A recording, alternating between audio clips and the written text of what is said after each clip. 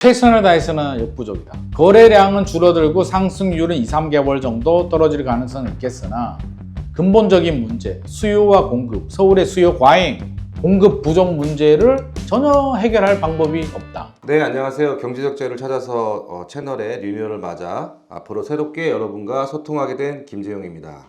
투자에 관심 있으신 분들이라면 거부할 수 없는 매력적인 주제죠. 부동산에 대해서 알아볼 건데요. 이 분야의 전문가시면서 귀하고 바쁘신 분을 모셨습니다. 부동산계의 임영웅, 김인만 부동산연구소의 김인만 사장님을 모셨습니다. 사장님 반갑습니다. 안녕하세요. 네, 안녕하세요. 네, 임영웅 하면 또 안티가 많아지네요. 제가 라디오 스타 나가가지고 부동산계 임영웅이라고 했다가 나중에 결혼식에 우리 사촌 누나를 만났는데 너 밤길 조심해라. 어디 우리 임영웅님이 네가 감히 뭐 이래서 네. 제가 신변의 위협을 느꼈습니다. 오늘 갑자기 발표가 났어요. 네. 이재명 정부의 세 번째 정책인데요. 아마 오늘부터 갑자기 전화를 좀 많이 받으셨을 것 같아요. 죽을 것 같습니다. 전화도 많이 오고 방송도 그렇고 오늘 하루만 방송 8개 지금 잡혀 있기 때문에 힘든데 그래도 세 번째 대책이 나왔네요. 네. 저는 17일에 나올 줄 알았는데 15일에 나왔습니다. 정부가 많이 급했나 봅니다. 17일까지 못 기다리고 15일에 나온 것 같습니다. 자, 그러면 이제 오늘 방금 발표된 이제 그 11호 대책에 대해서 이제 먼저 본격적으로 이야기를 좀 나눠보도록 하겠습니다. 총 6가지 정책이 발표되었는데요. 전체적으로 먼저 소개 한번 좀 부탁드리겠습니다. 국토교통부 입장에서는 최선을 다했다. 국토교통부 입장에서. 우리가 근데 사실 최선을 다한다고 될 일은 아니잖아요. 네. 그래서 최선은 다했으나 저는 이게 국토교통부의 한계라고 생각합니다. 이번 11호 대책 같은 경우에는 수요 억제 정책이거든요. 그래서 금융위원회하고 합동으로 만들긴 했는데 일단 규제는 3가지가 있어요. 하나는 금융규제, 대출규제, 우리 돈줄 죄는 네. 구매 능력을 제한하는 규제가 있고요.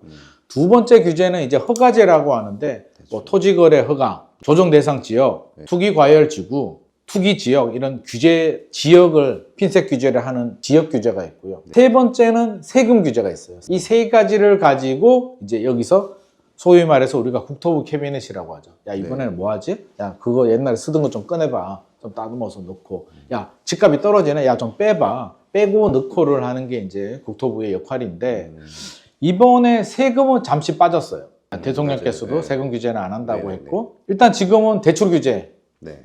가 첫 번째로 네. 나왔고 이제 규제 지역 확대가 나왔는데 네. 일각에서는 와 이거 강력한데 서울 전역이 토지거래 허가 구역으로 묶였다고? 이거 뭐지? 라고 이제 술렁술렁 됩니다. 네. 근데 냉정하게 생각해 보게 되면 강남 3구 같은 경우에 지금 규제 지역에 지정되어 있거든요. 조정 대상 지역, 투기과열지구, 투기지역. 네. 2017년 파리 대책 때부터 지정됐어요. 네, 네, 맞습니다. 8년 됐습니다. 네. 8년 동안 계속 규제 지역의 규제를 받고 있어요.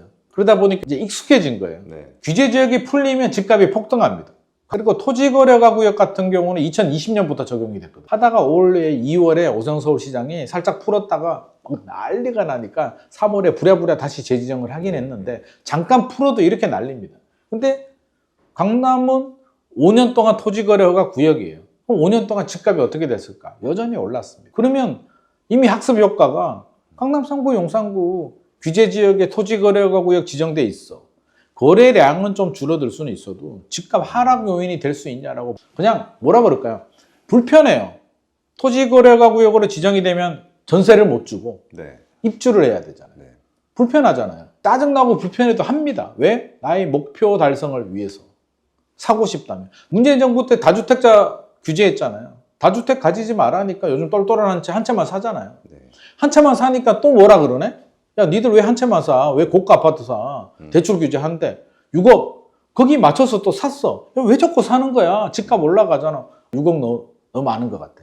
더 규제. 그래서 이번에 대출 규제 보게 되면 25억 넘어가게 되면 2억. 25억에서 15억 사이는 4억. 네. 10억 이하는 6억 그대로. 라고 하는데 규제 지역도 서울 전역, 경기도 12개가 지정이 됐잖아요. 과천, 분당구, 그러면 판교, 분당이죠. 이 정도까지는 우리가 알겠는데 인정을 하는데 네. 용인 수지도 들어가고 수원이 충격이더라고. 영통까지.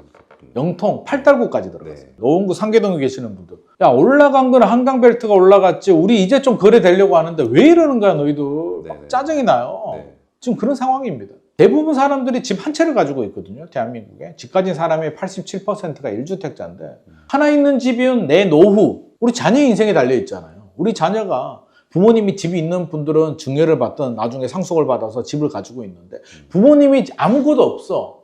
나 혼자 힘으로 지금 어떻게 집을 사냐고요. 내 자식을 위해서라도 이거는 팔면 자식 입장에서는 배임이지. 그러니까 팔아야 될 이유를 지금 집주인들은 찾지 못하고 있어요. 인센티브도 없는데 단순히 대출 규제하고 규제지역 지정됐다고 니들 팔아? 안 팔죠.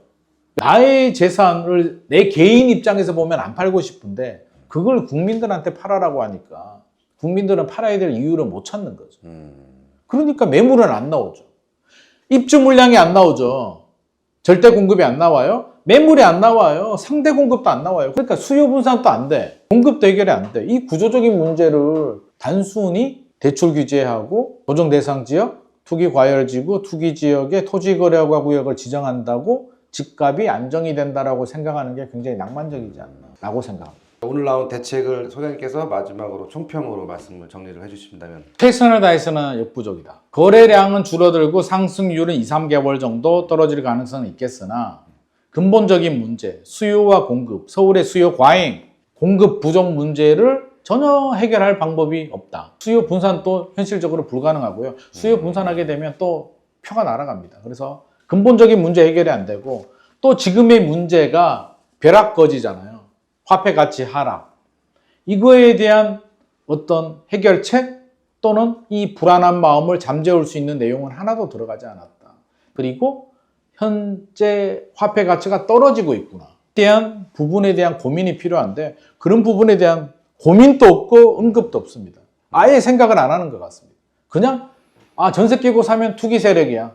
니들이 투기 세력이니까 우리가 규제할 거야 라는 굉장히 단순한 생각을 하고 있기 때문에 이런 식으로 가면 시즌3입니다.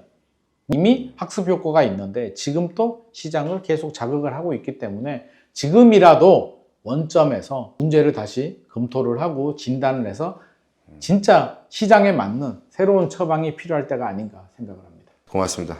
오늘 너무 즐거웠고요. 다음에 또 기회가 되면 소장님 만나 뵙고 더 깊은 얘기 나눌 수 있는 시간 됐으면 좋겠습니다. 다음에도 또 유익한 내용으로 돌아오겠습니다. 감사합니다. 감사합니다.